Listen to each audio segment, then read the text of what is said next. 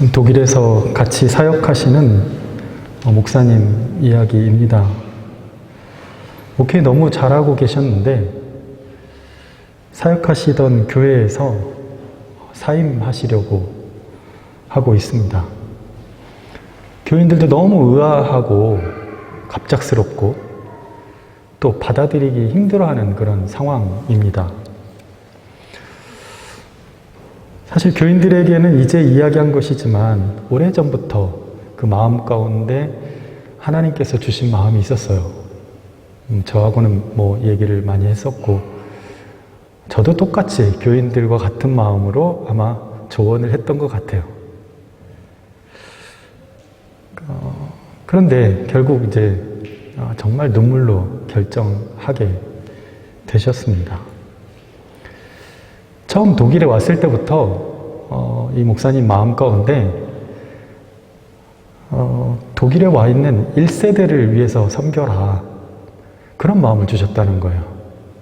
처음에는 그냥 내가 볼 때 그 광부로 간호사로 오셨던 그분들이 우리 교회도 간호사들이 오셔가지고 여기서 처음 성경 공부를 하게 되면서 저희 모임이 시작됐는데 40년 전 얘기죠.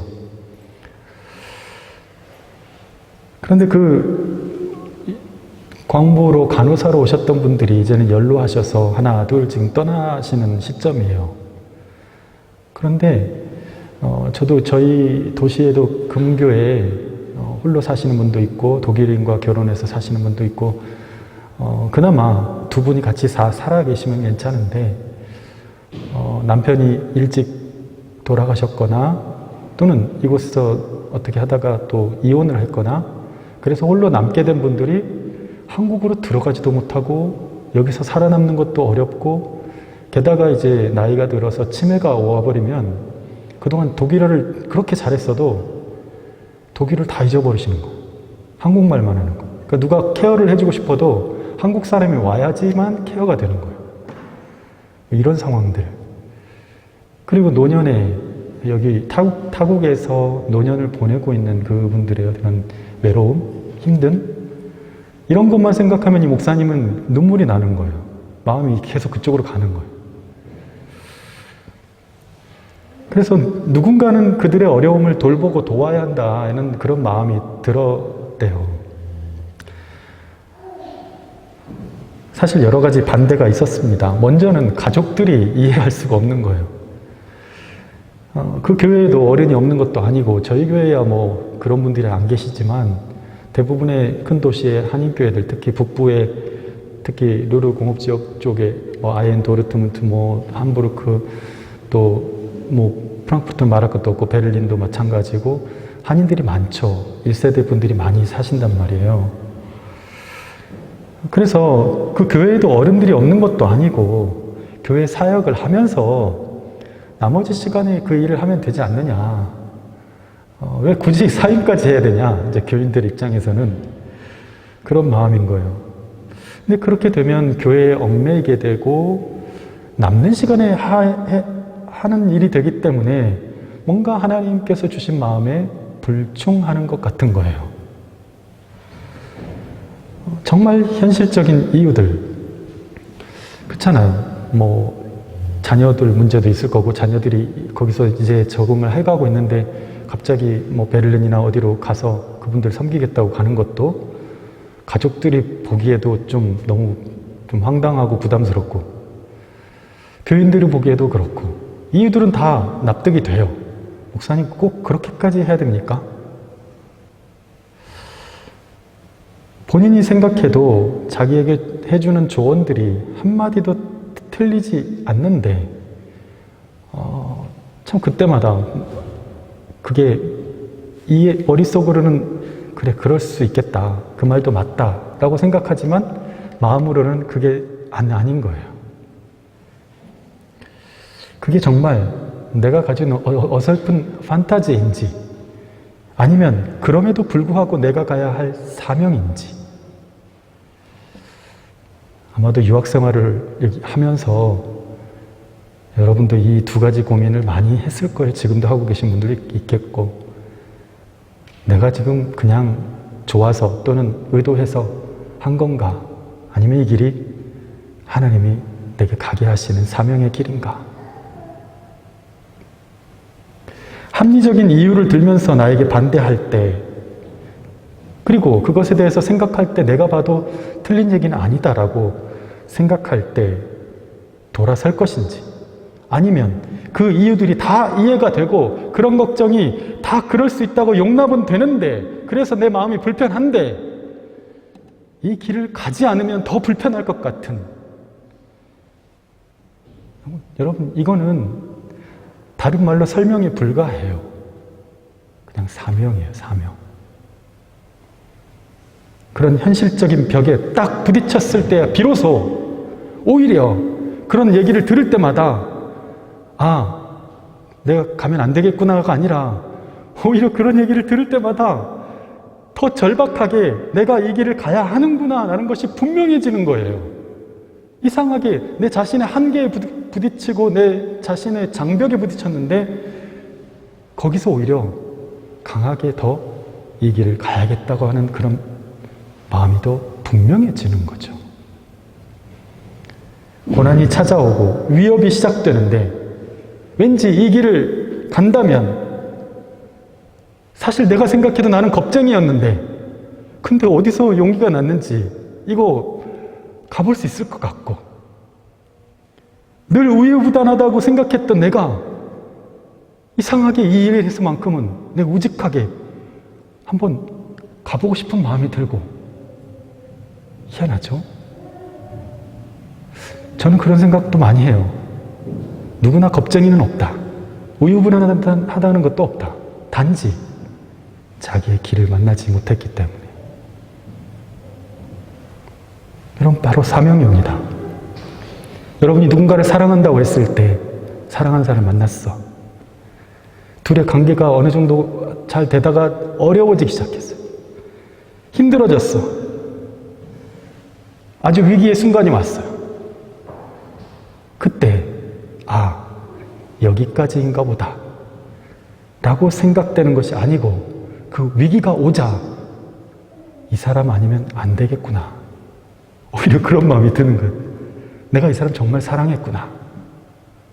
오히려 자기가 모호했던 그 사랑이 그 한계와 벽 앞에서 부모님이 반대를 해. 야, 그거 안 돼. 걔는 안 돼.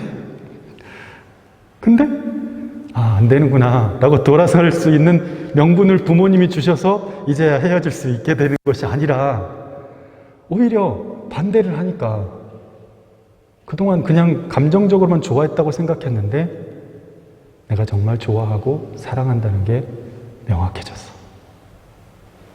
감당할 수 있을 것 같아. 진짜 사랑을 하는 거죠. 마치 그런 것과 같은 상황입니다. 고난이 분명하고 내가 겪을 일들이 빤히 보이지만 그런데도 이 길을 가지 않으면 안 될 것 같은 일들, 그런데도 가슴이 아픈데 눈물이 나는데 가야 될 것 같은 그 일들 말입니다. 바로 사명입니다. 오늘 느헤미야에게도 그런 애잔한 사명 같은 것이 있었습니다. 느헤미야는 자신의 동족들은 페르시아에서 사실 바벨론 때 끌려와 가지고 나라가 바뀌었어요. 페르시아로. 노예로 살아가는데 자신은 운이 좋게 또는 자신의 어떤 노력으로 왕의 최측근까지 오르게 됐어요. 수를 따르는다는 것은 옛날에 정말 믿고 맡기는 사람, 신뢰하는 사람 두는 거예요. 왜냐하면 옛날에는 우리나라도 조선왕조실록 보면은 모호하게 죽어간 사람들이 있어요. 독살이었나? 라고 물음표를 달고 있는 그런 사인이. 예전에는 그런 일들이 많았죠. 그렇기 때문에 수를 맡긴다? 이거는 정말 믿는 사람을 맡기는 거거든요. 왕의 신뢰도 받고 편안하고 존경받는 삶을 살았습니다. 그런데 그 마음에 그런 편안함과 성공, 그리고 어느 정도의 내 궤도에 오른 삶, 인생의 성공을 맛보고 있는 이 순간에도 마음 한구석에 늘 불편하게 하는 것이 한 가지 있는 거예요. 바로 자신의 동족들을 향한 마음인 거예요. 그는 자신의 안위, 자신의 성공, 자신의 행복을 위해서 살지 않았습니다. 늘 페르시아에 있는 자신들의 동족뿐만 아니라 멀리 고국 땅에서 오는 소식에 귀를 기울이면서 그래 무슨 일 있었어? 지금 좀 어때? 예루살렘은 어떻대? 얘기를 듣는 거예요. 묻는 거예요. 관심이 있어요. 그것에 대해서. 그 얘기만 나오면 눈이 번쩍하고 귀가 탁 뜨여요. 아까 그 목사님도 1세대 얘기만 나오면 갑자기 확 관심이 가는 거예요. 그 얘기만 나오면 내 귀가 열리고 눈이 뜨이고 내가 흥분이 되고 그건 뭔데 하고 더 관심을 갖게 되는 그런 일 말입니다. 그때마다 마음에 무엇인가 숙명적인 어떤 무거움을 느꼈습니다. 그래서 유다 땅에서 누가 왔다고 하면 꼭 그 땅의 소식을 물었습니다. 오늘 2절에도 보면 여지없이 유다에 관한 소식을 묻습니다. 그런데 어떤 소식이 들려왔습니까? 오늘 3절 말씀 한번 보겠습니다. 3절 같이 읽겠습니다. 시작. 그들이 내게 이르되 사로잡힘을 면하고 남아있는 자들이 그 지방 거기에서 큰 환난을 당하고 능욕을 받으며 예루살렘 성은 허물어지고 성문들은 불탔다 하는지라. 아멘. 바벨론으로 포로로 끌려갔던 사람들은 바벨론이 망하고 페르시아의 첫 초대 왕인 고레스, 키루스 왕 때 돌아오게 되죠. 그때 제1차로 돌아온 사람들이 바로 스룹바벨이라는 사람과 그리고 대제사장 여호수아를 중심으로 해서 돌아와서 이 사람들의 목표는 성전 재건이었어요.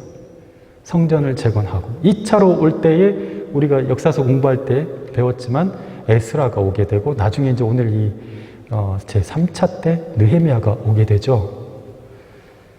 1차와 2차로 왔던 사람들이 와서 정말 성심을 다해 해보려고 했는데 70년 동안 그 땅을 비워뒀다가 오니까 이미 이방 사람들이 와서 주인 행세를 해요.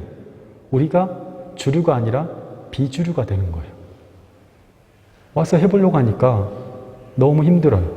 방해가 너무 심하고 또 예전에 예루살렘 성전처럼 엄청난 규모의 성전을 지을 수도 없어요. 왜냐하면 재정적으로도 힘들고 또 조건이 그래요. 그래서 딱 성전을 지으려고 보니까 너무 초라하게만 보여요. 야, 이렇게까지 우리가 해야 되나? 처음 생각했던 것과 막상 내가 일을 추진해서 만들어진 그 일의 규모를 보니까 너무 작아 보여서 좀 하기도 전에 김이 빠지는 거. 그런 상황이었던 거예요. 게다가 심하게 방해가 들어오고 남아있는 사람들이 고통을 당한다는 얘기를 듣고 또 한 번은 느헤미야가 그 페르시아에 있을 때 성문이 불탔다는 얘기를 듣고 성이 허물어졌다는 얘기를 듣고 너무 마음이 아픈 거예요. 평상시에도 늘 내 마음 한켠에 남아있던 어떤 무거운 짐이 있었는데 그 소식만 들으면 내가 이렇게 살고 있어도 될까? 내가 이렇게 나 혼자 잘 누리고 있어도 될까? 예루살렘 성 저렇게 무너져 가는데 이런 부담감이 항상 있었던 거예요. 그런데 결국 불탔다는 소리를 듣고 그 소식을 들으니까 마음이 철렁 내려앉는 거예요. 그러면서 그 마음 가운데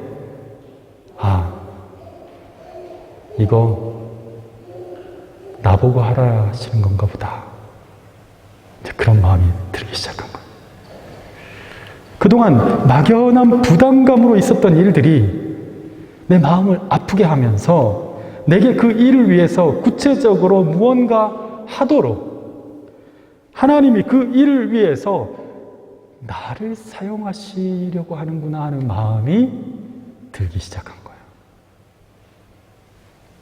그 다음 느헤미야는 어떻게 했을까요? 우리 4절을 한번 읽습니다. 4절 시작. 내가 이 말을 듣고 앉아서 울고 수일 동안 슬퍼하며 하늘의 하나님 앞에 금식하며 기도하여. 아멘. 그 말을 들었을 때 감정이 복받쳐 올라왔습니다. 눈물은 며칠이 지나도록 마르지 않았어요. 밥을 먹을 수도 없었어요. 그래서 그는 금식하면서 하나님 앞에 기도했습니다. 처음에는 분명히 하나님께 헌신하겠다고 기도한 게 아니에요.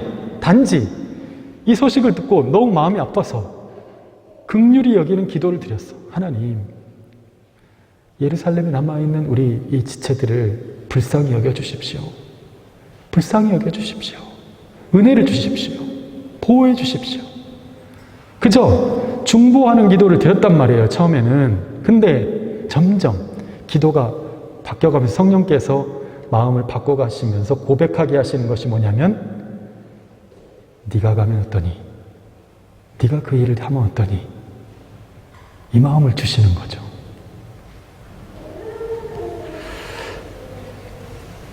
느헤미야는 그 답을 뜻밖의 왕 앞에서 하게 됩니다.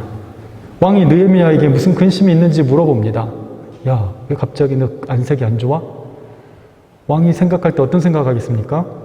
술 맡은 자가 안색이 안 좋다? 뭔가 일을 꾸미는 건 아닐까? 의심할 수 있잖아요. 근데 서로 신뢰하는 관계니까 묻습니다. 그러니까 이런 일이 있습니다. 내 고향 땅에 이런 일을 듣는데 제가 너무 마음이 아파서 금식하고 기도하고 있습니다. 그래? 그럼 내가 너를 위해서 무엇을 해주면 좋겠냐?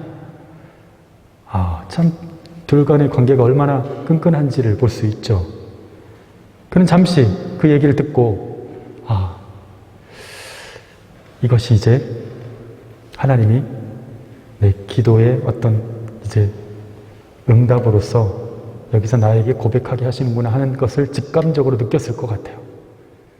그때 기도합니다. 잠시 하나님께 기도를 하고 왕께서 저를 좋게 보신다면, 그리고 왕께서 정말 이 일을 허락하신다면, 좋아하신다면, 좋게 여기신다면, 우리 독일 사람들도 항상 벤지 볼른 너가 그냥 얘기 안 하고 꼭 그걸 붙여서 얘기하죠. 너가 좋다면 고향 땅으로 가서 그 성을 건축하게 해주십시오. 이 얘기를 합니다. 왕은 언제 돌아올 수 있을지를 물어봅니다. 그만큼 아꼈던 것 같아요. 야, 넌 다시 돌아왔으면 좋겠어. 그거 하고. 흔쾌히 모든 것을 준비해서 느헤미야가 그 일을 할 수 있도록 다 도와줍니다. 가서 해라. 성벽 재건 도와줄게. 가서 해라. 물자가 필요하니 도와줄게. 하나님 응답이 왕으로부터 온 거예요. 목회를 하면서 수많은 사람들을 만나는데 간혹 자신이 하고 있는 일과 전혀 상관이 없는 일인데 그 일을 하지 않으면 안 될 것 같은 사명감에 붙들려서 그 일에 헌신하는 사람들을 봅니다.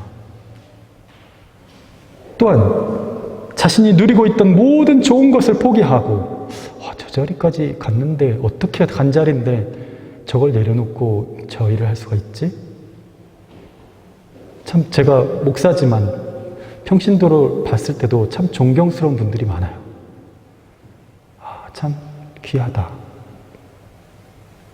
자신이 갈 수 있는 좋은 자리를 포기하고 하나님께서 자기의 마음에 주신 것을 향해서 순종으로 나아가는 사람들을 봅니다.